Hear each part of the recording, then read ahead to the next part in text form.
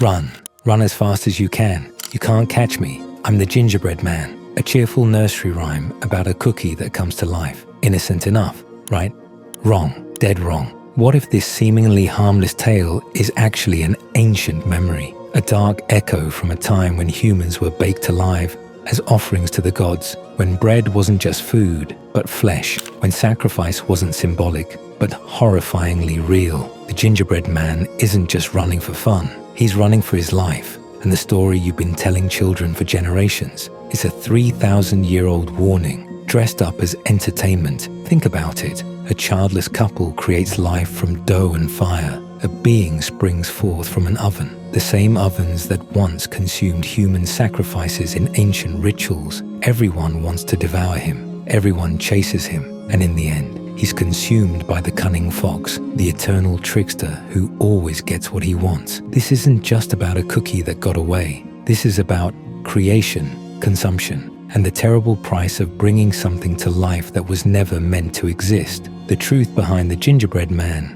will make you question every childhood story you've ever heard, because sometimes the darkest rituals hide in the sweetest tales. The Gingerbread Man seems like such an innocent tale. A sweet little cookie comes to life and runs away. But beneath that sugary surface lies something far older and stranger than most people realize.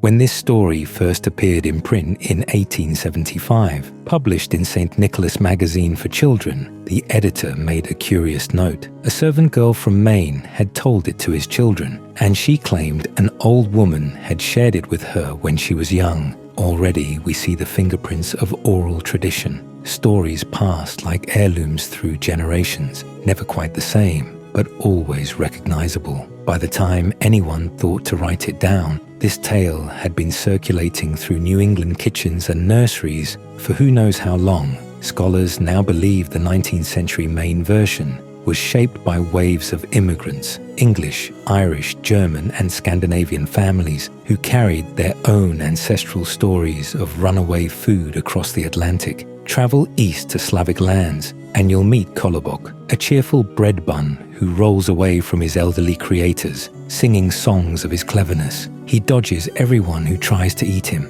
until a fox appears. The fox praises his beautiful voice, asks him to come closer so he can hear better, and in that moment of vanity, Kolobok is devoured. The parallels are undeniable. This pattern stretches back even further to Aesop's ancient fable of the fox and crow.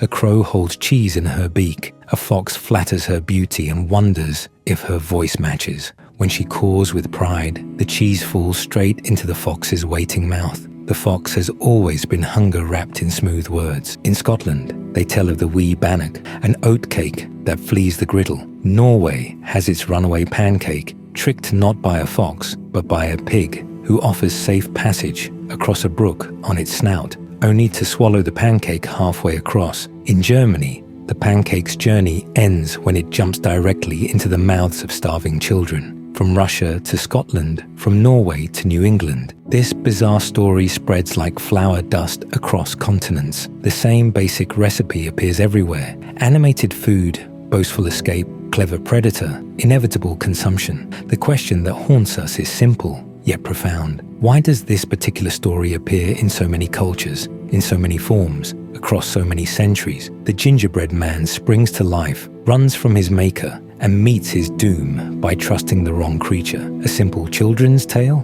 Not quite. This pattern echoes through humanity's oldest stories, and once you see it, you can't unsee it. In Genesis, God shapes Adam from dust and breathes life into him. Eve emerges from Adam's rib. They live in paradise until the serpent whispers sweet lies, and their disobedience costs them everything. Creation, rebellion, betrayal, punishment. The cycle begins. The Greeks told it differently, but the warning remains the same. Pandora, the first woman, is molded from clay by Hephaestus. The gods give her beauty, music, and fatal curiosity. One rule: never open the jar. She opens it anyway, unleashing every evil that plagues humanity to this day. Travel further back to ancient Mesopotamia. The gods mix clay with divine blood to create mankind for one purpose: silent servitude. But humans multiply. Their voices rise in defiance, and they refuse to know their place. The god Enlil's response, a flood to erase his mistake. Only Atrahasis survives, hidden away in an ark. These aren't just stories, they're warnings etched into our collective consciousness. Stay in your lane, obey your maker. Pride comes before the fall. Every culture, every civilization has whispered the same message through different myths. Rebellion against your creator always ends in destruction. The pattern is unmistakable. A being shaped from earth, dust, clay, dough, receives the breath of life and immediately rebels. Knowledge becomes a curse. Curiosity becomes catastrophe. Freedom becomes fatal. Look at the earliest gingerbread tales. Before the cute cookie with button eyes, there were simple pieces of bread, pancakes, lumps of dough that miraculously gained consciousness. They ran. They boasted of their speed and cleverness, and every single time they were devoured, not defeated, not imprisoned, consumed entirely, as if the universe itself needed to erase their defiance. Why do our ancestors keep telling stories about food that runs away? The answer lies buried in ancient harvest rituals that most of us have forgotten. In Ireland, folklorists have documented numerous versions of the runaway food tale, dozens of variations passed down through generations. That's not coincidence, that's cultural memory trying to surface through story. These tales point towards something older, something Celtic that we've almost lost. The Celts believed everything possessed a spirit, not just people and animals, but rivers, stones, trees, and, yes, even the bread baking in the hearth. Once you understand this, the Gingerbread Man transforms from a children's tale into something much darker. That little cake escaping from the oven. It's not running from hungry farmers, it's a spirit fleeing its own sacrifice. During Lugnasad, the August harvest festival, bannocks and special cakes were prepared with careful ritual. These weren't just snacks, they were offerings placed on doorsteps and ancestral altars for Lu, the shining warrior god. Some communities still bake bread shaped like a man, claiming it represents the god himself. Scholars debate whether this practice echoes ancient tradition, but the symbolism remains disturbing. The harvest spirit must be embodied, then consumed, but bread wasn't always enough. Roman historians described something far more horrifying. Druids constructing massive wicker effigies in human form, then filling them with living victims before setting them ablaze. The screams of the dying mingled with prayers for abundant harvests. Modern scholars argue whether these accounts were true or merely Roman propaganda designed to demonize the Celts, as these descriptions come primarily from Roman sources who may have exaggerated Celtic practices. Yet the image persists in our collective nightmare. A towering figure of straw and wood, flames climbing its limbs while something inside struggles to escape. And then there's the song. In countless versions, the runaway food taunts its pursuers with a boastful refrain. Most dismiss it as a simple nursery rhyme. They're wrong. In the bardic tradition, Celtic poets encoded history and sacred knowledge into songs and chants, preserving them for generations. These weren't just stories, they were vessels for forbidden truths. Could these runaway refrains be their distant descendants, carrying messages we've forgotten how to hear? But the Celtic connection is just the beginning. For centuries across Europe, harvest rituals centered around something far more unsettling than modern minds want to accept. Communities would craft human-like figures from grain, straw, and wheat. These weren't decorations, they were containers for something ancient and alive. In pagan tradition, the last sheaf of harvest held the spirit of the crop itself, the divine force that had ripened the fields and kept starvation at bay. This wasn't metaphor to them,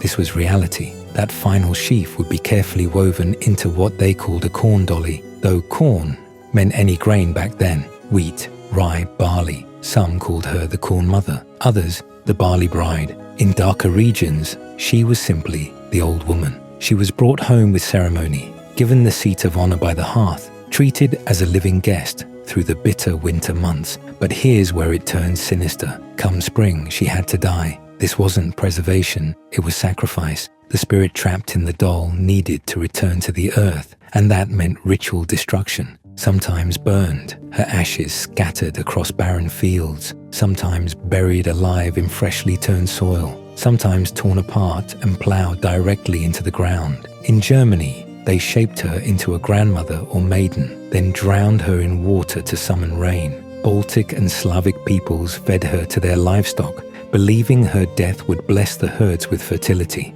But the truth remained constant. This figure held life itself, and that life demanded death to continue the cycle. In a world where failed harvests meant watching your children starve, where grain was literally worshipped as divine, is it any wonder that bread learned to speak in our oldest stories? These enchanted loaves appear in various European folklore traditions, living, breathing, talking bread that served as magical protectors. In some tales, these animated loaves would hide in the darkness, shouting warnings at approaching enemies. Their words carried a haunting refrain about surviving impossible ordeals, being buried, cut down, threshed, ground and baked. The gingerbread man's taunts echo this same immortal defiance. Now, listen to the gingerbread man's boasts. Really listen. He proclaims his escape from the old man, the old woman, the cow, the pig. What if this isn't just childish mockery?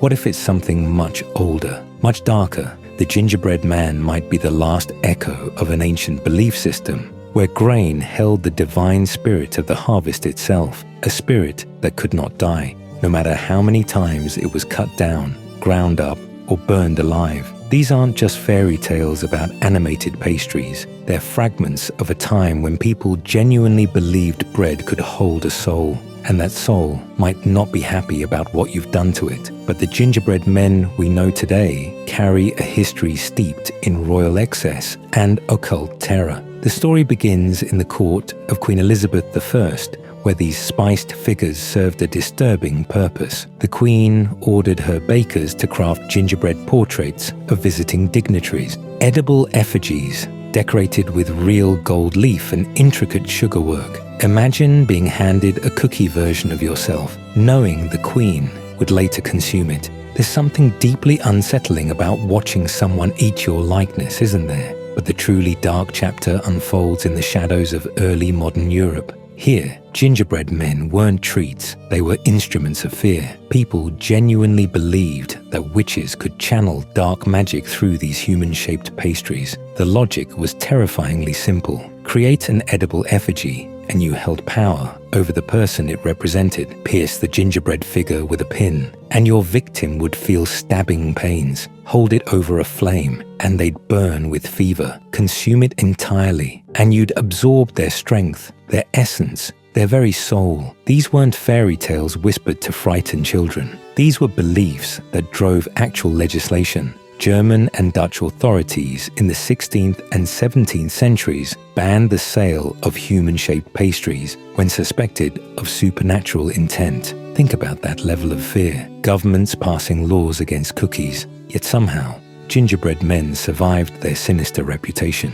By the 18th century, they'd transformed into fairground treats, sold at festivals, wrapped in bright ribbons. Young women would purchase these little men as love charms, believing that eating one would summon a flesh and blood husband. From royal manipulation to witchcraft to romance, the gingerbread man had traveled quite a journey before ever learning to run. It sounds like a harmless holiday tradition, but the truth runs deeper. The earliest European gingerbread wasn't the sweet cookie we know today. It was a dense, sacred mixture of breadcrumbs, honey, and exotic spices, pressed into carved wooden molds by medieval monks. These weren't treats, they were holy objects, shaped into saints and angels. These edible icons served as acts of devotion. The earliest gingerbread men weren't whimsical decorations, they were ritual foods, blessed and consumed with reverence. The biscuit had become a body. To eat it was to participate in something ancient, something sacred. This practice echoes through Christianity itself. During the Last Supper, Christ offered bread and wine as his flesh and blood. The faithful consumed them, not as symbols, but as an act of divine remembrance and transformation. But the roots go deeper still. The Aztecs shaped their gods from amaranth flour, mixed with blood. Sacred dough formed into divine bodies. These figures were paraded through streets, worshipped with fervor, then ritually broken apart and consumed by the community. Through this act, They believed they absorbed the god's essence. Even ancient Greece harbored this dark secret in their mystery cults. The Orphics told of Persephone's divine child, destined to rule the cosmos. The jealous Titans lured him away with toys, then committed the ultimate sacrilege. They tore him apart, boiled him, roasted him, and devoured his flesh. Only his heart survived, from which he was reborn as Dionysus, the god of resurrection and ecstasy.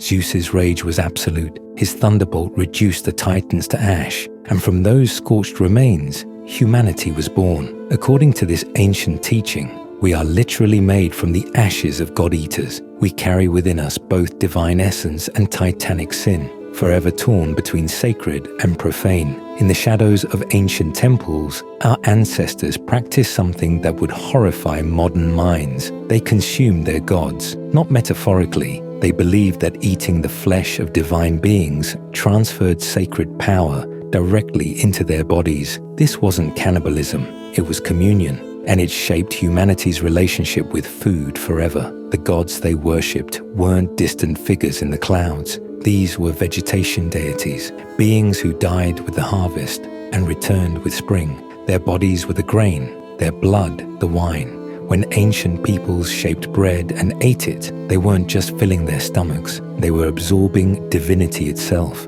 becoming part of an endless cycle of death and rebirth that kept the world turning. This is where the Gingerbread Man story becomes something much darker than you've been told. This animated piece of dough, running for his life, desperately trying to escape being eaten. He's not just a cookie. He's carrying humanity's oldest religious memory. The memory of gods made from grain, shaped by human hands, given life through ritual, and then consumed to share their power. Consider the parallels. The Gingerbread Man springs to life from common ingredients: flour, water, spices. Just as ancient peoples believed their grain gods emerge from the earth, he runs, he speaks, he thinks, he's alive. And everyone who sees him wants to devour him, not because they're hungry, but because somewhere deep in our collective unconscious, we remember. We remember when eating the god was how you became divine yourself. The story of Zagreus, the Greek deity torn apart and consumed by Titans, the corn spirits of Europe, baked into special loaves and ritually eaten at harvest time. These aren't separate stories. They're the same ancient truth, dressed in different clothes. The Gingerbread Man is their descendant, a children's tale that accidentally preserved mankind's first and most sacred ritual, the consumption of divinity itself. If you've made it this far and enjoyed uncovering these buried truths, don't forget to leave a like. It really helps others discover these hidden histories. Subscribe to join our growing community here at Buried Tales, where we excavate the darkness beneath childhood stories. What fairy tale do you suspect holds the darkest secret? And which story from your childhood still unsettles you when you think about it too deeply? Share your thoughts in the comments below. Your insights often lead to our next excavation. Until we meet again in the shadows of another story. For as we've learned, the darkest tales are always buried